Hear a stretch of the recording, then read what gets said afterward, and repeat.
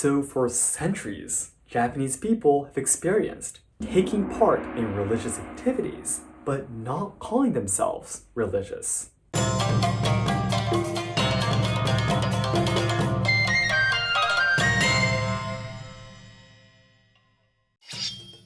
皆さんこんにちは and welcome to Let's Ask Shogo. If you ever ask a Japanese person about their religion, I bet that most people will answer that they don't practice any religions.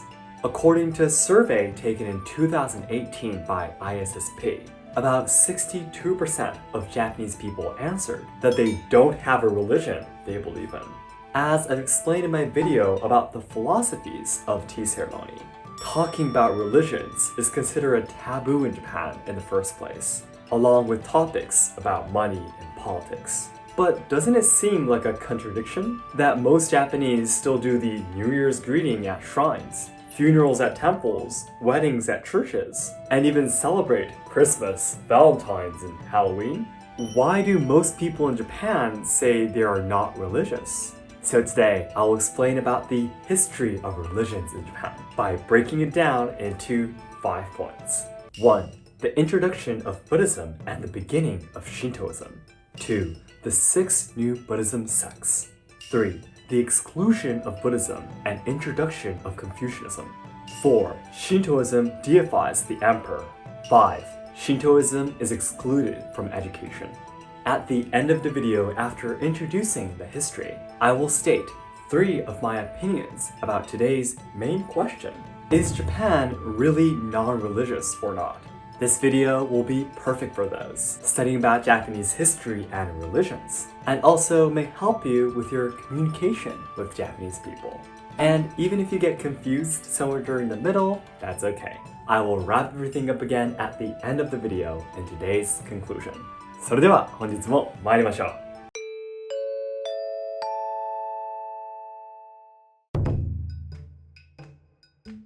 1. The introduction of Buddhism and the beginning of Shintoism. So, let's start from talking about the origins of religions in Japan. While many people believe that Shintoism is Japan's first religion, it was actually Buddhism that came into Japan in 538 from China. This is because Shintoism was the indigenous belief that the Japanese had since ancient times. But it wasn't a religion because it didn't have a founder or any scriptures, nor teach people about rights and wrongs, or about life and death. This is why when Buddhism came to Japan, the imperial court happily accepted this new religion. During the journey of Buddhism starting in India and traveling through Asia, China, and Korea, it not only became a religion, but also a system for leaders to promote the centralization of power. In other words, Buddhism had all the systems of thought, belief management, and ceremonies that Shintoism lacked. Around the year 300, Japan was in the age when the first United Nation was finally created, which was the administration that is the ancestors of the imperial family today. They were searching for a way to unite the few hundred small tribes and create a centralized government. So Buddhism was exactly what they needed. However, Buddhism eventually started to cause more harm than good. The temples and monks gained too much power. They started to arm themselves and threaten the imperial court for more land and money.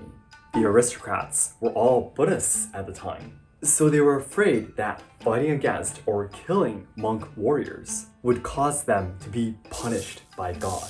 So most of the time, they would just have to obey the monks. I believe that this is very similar to incidents like Road to Canossa that happened in Europe, where religious powers could be as large as a whole nation. This was a timing when the 2 historical books of Shintoism, Kojiki and Nihon Shoki, were written. These 2 books explain about the beginning of Japan and the gods and goddesses as a way to strengthen the imperial court's authority and re-recognize their original personality. In a way, you may be able to say that Shintoism started at the time when these books were written, and their characteristics and existence was recognized thanks to Buddhism.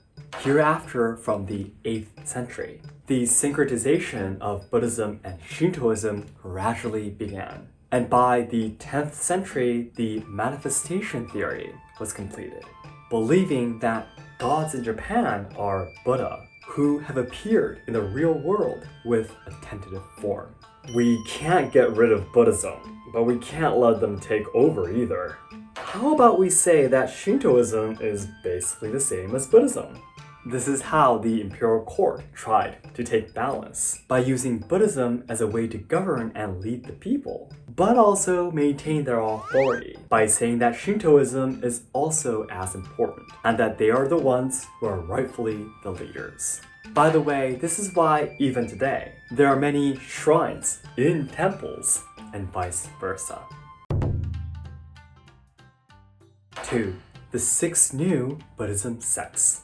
However, the corruption of temples and monks continued, and Japan was going chaotic with the wars between samurai destroying the lands, and multiple natural disasters frequently happening. During the Heian period, until the Kamakura shogunate was established, Buddhism was only for the imperial family and powerful aristocrats, which means that low-class samurai warriors fighting in battle and commoners who had to do all the hard work like agriculture still did not have a religion they could believe in. So in the Kamakura period, there were 6 new Buddhism sects that derived to save the lives of those suffering. They were 1. Jōdo-shu, 2. Rinzai-shu, 3. Jōdo-shin-shu, 4. Soto-shu, 5. Nichiren-shu, 6. Jishu. You of course do not have to memorize all of these. I won't be testing you. The main characteristics of all 6 of these sects is that they did not require hard training to be saved, and they accepted anyone. Until then, in order to reach enlightenment, or in other words, to be able to go to heaven, you needed to go through very hard training, like chanting sutras all day, or secluding in a harsh environment, such as in the mountains. However, could low-class samurai and poor peasants do this? No, they couldn't take enough time to do that. They had wars to fight and crops to grow. So, in the new 6 sects, they taught that the Buddhists just have to chant a certain phrase, just meditate or just dance, and their souls will be saved and they could go to heaven. While these 6 new Buddhism sects saved the lives of many people, it actually made the problems with politics and religions worse. Let's fight together to tear down those with power, to make them hear our voices. There's nothing we are afraid of. Our path to heaven is already guaranteed. The low-class samurai and weak peasants now had no fear of risking their lives to start rebellions against the government, because they believed that all they had to do was to chant one phrase for the path to heaven. This is the famous Ikko-ikki that started from the 15th century all over Japan, where people who were connected with faith began to fight together against power. 3. The exclusion of Buddhism and the introduction of Confucianism. While the problems with Buddhism were getting worse, there were 3 samurai that ended the chaos: Oda Nobunaga, Toyotomi Hideyoshi, and Tokugawa Ieyasu. First, Oda Nobunaga burnt the temples of the headquarters, Hiezan Nenryakuji, down to the ground in 1571, and suppressed the rebellions with his military forces. He executed tens of thousands of Buddhist monks and their followers. This is one of the reasons why Nobunaga is called the devil, because back at that time, everyone was afraid of being punished by God, and they did not dare to attack the powerful temples directly. Next, Toyotomi Hideyoshi, who was originally a subordinate of Oda Nobunaga, took on his policies of attacking and suppressing the temples and Buddhist monks. In 1588, he laid out a law prohibiting farmers and temples from holding weapons, such as katana swords, spears, and guns, in order to dismantle their power and to completely separate them from the warrior classes. The third and last warlord, Tokugawa Ieyasu, who started the Edo shogunate that created the 2 centuries of peace. His measures against Buddhism, I find, are the most clever and interesting. He too suppressed the powers of temples and monks, but he knew that relying on violence would eventually lead to more resistance and rebellions, as he saw how Oda Nobunaga and Toyotomi Hideyoshi's rule did not last long. Tokugawa Ieyasu started 2 main political measures to control Buddhism: the Honmatsu-seido and Danka-seido. 1. Honmatsu-seido. Honmatsu-seido is a policy to create a pyramid system among the temples and sects, deciding who has more power and who is more important. What would this do? The temples, who are on top of the pyramid, would be thankful to the government for providing them a high rank, and would listen to what the government has to say. Those who are at the bottom of the pyramid would have less complaints against the government, but more complaints towards the temples of the higher rank. In other words, this system drew attention of the temples to internal conflict, and not with the political power, therefore leading the government to succeed in distracting the temple's dissatisfactions. 2. Danka-seido. Next, the Danka-seido was a measure that divided Japan into small districts and assigning a temple to each area to keep them responsible for managing the family register and conducting funerals of the people living there. This means that every temple will automatically be able to gain followers, and a certain amount of money was guaranteed from the funerals and managing graves. Wait, do you mean that we just have to stay here and we will automatically be able to make a living? Wow, thank you, shogunate. The temples now did not have to work hard to propagate in order to survive anymore, and they became more and more thankful to the government and forgot about any dissatisfaction they had. But this is not the only thing that is clever about this measure. By making everyone register their family information to local temples, they virtually made Buddhism the national religion, forcing everyone to be Buddhists. This also had the purpose of keeping Christianity out of Japan and finding any hidden Christians. For example, if a person hesitates to register their family information to their temples, the government will easily know that they were believing in another religion.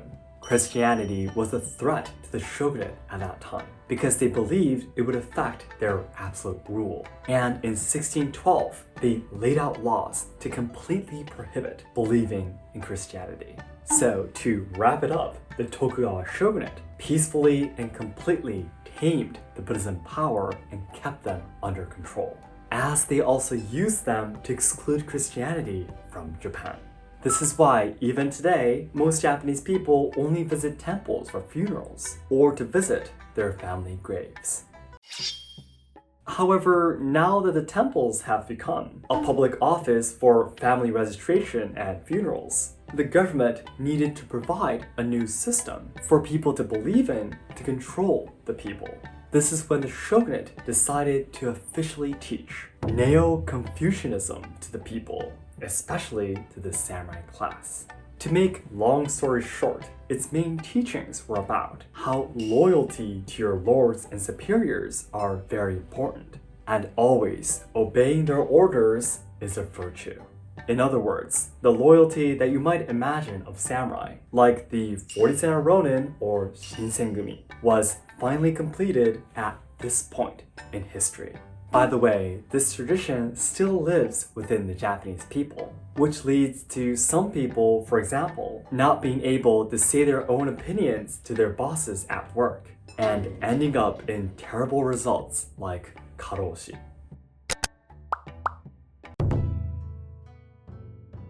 4. Shintoism deifies the emperor. At the end of the peaceful 265 years of the Edo period, another important turning point in Japanese religions happened. It was caused due to the Meiji Restoration, the westernization and modernization of Japan. The Edo shogunate originally had restricted trade and traveling to foreign countries as a way to protect the absolute rule of the government. However, when the US Navy came to Japan with their latest technology and weaponry to force Japan to open their ports for them to use, the shogunate easily obeyed their orders and signed an unfair treaty. Some samurai clans were very angry with this cowardly act and formed an alliance with each other to overthrow the shogunate. With the backup from European countries, they eventually won the civil wars against the old shogunate and created the new westernized Meiji government under the emperor. The new government was desperate to achieve one goal.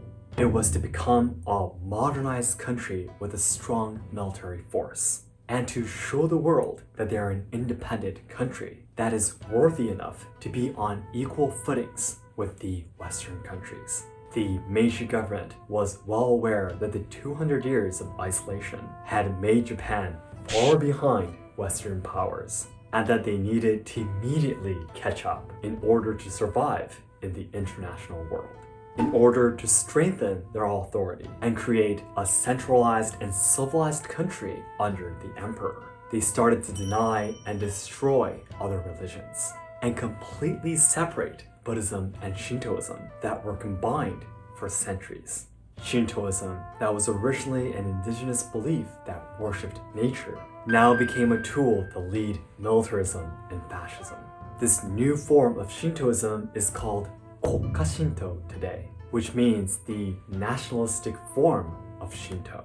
They taught Kojiki not as a myth, but true history in education, to justify the belief that the emperor was an absolute god, and that Japanese people must always obey to his will. All Japanese citizens were forced to participate in Kokka Shinto rituals at shrines and schools to create the wrong idea that Japan is superior to other countries because the country was created by the rightful gods. However, despite enforcing the multiple measures to enforce the worshipping of the emperor, the Meiji government never called Kokka Shinto a religion, but defined it as obvious customs and beliefs that a Japanese citizen should follow. It's very interesting that in the second chapter of the post-constitution promulgated in 1889, actually guaranteed religious freedom. This was to avoid resistance from the people who originally believed in another religion, and to prevent questioning the system in the first place. However, as you already know, these distorted beliefs led to the horrible invasion of other countries, and the wars that caused damage that have not been healed even today. 5. Shintoism is excluded from education. The US knew that the Japanese militarism and transnationalism were deeply related to the way of Kokka Shinto. So in 1945, right after the end of World War II, the US announced the complete separation of politics and religions. And the emperor issued the Human Declaration of the Emperor, denying the deification of the emperor. They also prohibited teaching Kojiki at schools. And this is why hardly any Japanese actually know about the story anymore. Today, the Japanese Constitution guarantees religious freedom, and anyone can believe in anything they want, as there is no national religion. However, please keep in mind that the beliefs of Kokka Shinto is not completely gone today, and it is still supported by many right-wing organizations who believe Japan is the country of gods and Bushido is about militarism. I personally believe that every person on this planet has the right to believe in anything they want. However, I want to make it very clear that I do not support any religions or beliefs that justifies violence and tries to destroy diversity.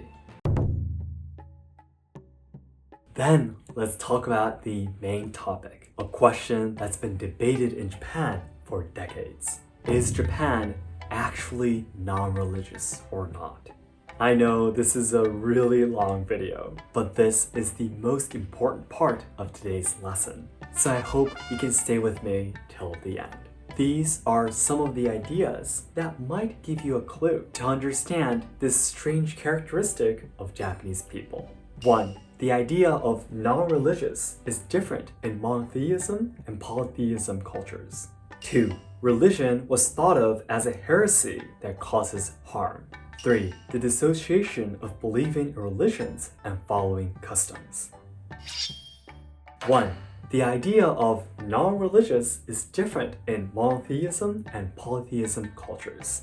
First of all, we need to discuss the definition of non-religious. As it is pointed out in many studies, the idea of being non-religious in a monotheism culture and polytheism culture is different. If you belong to a monotheism culture and say that you are non-religious, it would usually mean that you are an atheist, believing that God doesn't exist in the first place. However, in polytheism culture, saying that you are non-religious just means that I don't believe in a certain God that is determined by a religion. To speak of extremes, you can worship a chair inside your house as a god, but you could still say you're non-religious because it won't be categorized as a certain religion, right? You might think that this is an example of Shintoism, which believes that everything has souls in them. However, as I've explained through this video, Shintoism basically has not been regarded as a religion. The few percent of Japanese people who have answered in the surveys that they are Shintoists are mostly those who believe in the Kokka Shinto during the Meiji period, which actually had a certain god, the emperor. 2. Religion was thought of as a heresy that causes harm. As you learned in this video, religions have constantly fought against political power throughout history. Temples and monks owned military power, and they were always trying to overthrow the government, and their teachings caused many commoners to start rebellions. Also, Christianity was banned by the government for most of samurai history, so being Christian also meant that you were an enemy of the government. So in Japan, being religious and being a rebel almost meant the same thing. Even among Japanese people today, saying that you believe in a certain religion will have a high chance of others holding suspicion against you. 3. The dissociation of believing in religions and following customs. Although most religions were defined as trouble and political power has restricted their activities throughout history, the government still used the customs to control the people. For example, during the Edo period, every citizen was forced to register their family information to the temples and hold funerals there regardless of their true beliefs. Also, after westernization, the Meiji government enforced Kokka Shinto and its customs to create a civilized militarism country, but they thoroughly insisted that it was not a religion but just common sense. So for centuries, Japanese people have experienced taking part in religious activities but not calling themselves religious, which makes, for example, holding weddings at churches and celebrating Christmas but not Christian possible. So, to make a long story short, this is my conclusion. Japanese people still follow customs that were originally from religious activities. However, most of them do not believe in gods or study the doctrines of their religions. Therefore, they can be regarded as non-religious. Then lastly, today's conclusion. The history of religion in Japan can be broken down into 5 points. 1. The introduction of Buddhism and the beginning of Shintoism. Buddhism was introduced to Japan in 538 as a method for the imperial court to create a centralized system. However, eventually, temples and monks started to gain too much power and threaten the government. The imperial court wrote the myths of Shintoism, Hojuki and Nihonshoki, and started to mix the culture together with Buddhism in order to strengthen their authority. 2. the 6 new Buddhism sects. Buddhism, that was originally just for the aristocrats, began to spread among the low-class samurai and commoners during the Kamakura period. This was thanks to the 6 new sects trying to save the people, teaching them that just chanting one phrase, just sitting down, or just dancing will be enough to go to heaven. Although these beliefs did save the lives of many people, it made the situation of Buddhism and the government worse, with the followers starting rebellions all over Japan, now that they believed they can all easily go to heaven. 3. The exclusion of Buddhism and the introduction of Confucianism. The 3 most famous warlords of the Sengoku era brought an end to the chaotic situation with monk warriors and rebellions, using violence and clever political measures. During the Edo period, temples had no other right but to manage family registers and conduct funerals of each assigned area, and they were completely controlled by the government. 4. Shintoism deifies the emperor. After the Meiji Restoration, the new government, in order to create a modernized country, excluded all religions and forced citizens to follow Koka Shinto that deifies the emperor. However, this led to fascism and the sad history of the invasions and wars in the 20th century. 5. Shintoism is excluded from education. After World War II, the US announced the complete separation of politics and religions. A religion is not taught at school anymore. Today, the Japanese Constitution guarantees religious freedom, and there is no national religion. The 3 ideas that I've introduced to answer the question, is Japan actually non-religious or not, are: 1. The idea of non-religious is different in monotheism and polytheism cultures. 2. Religion was thought of as a heresy that causes harm. 3. The dissociation of believing in religions and following customs. We must keep in mind that the image of not believing in any religions differs depending on monotheism and polytheism cultures. Throughout Japanese history, religion was thought of as something that causes trouble and needs to be suppressed, which gave the Japanese people the image that being religious means you're a rebel against society. Although the movements of temples and monks were restricted through history, the government still utilized the customs of the religions to control the people. Especially until the end of World War II, although the government forced the people to obey the customs of Koka Shinto, they insisted that Koka Shinto was not a religion but common sense to avoid any resistance. Therefore, in Japan, it has been very common to follow the customs of religions but not be religious. So that's it for today. Thank you very much for watching. Out of all the videos I've made in the past, this one is probably the one I put the most effort in. So if you thought, good job Shogo, it'd be great if you could give me a like.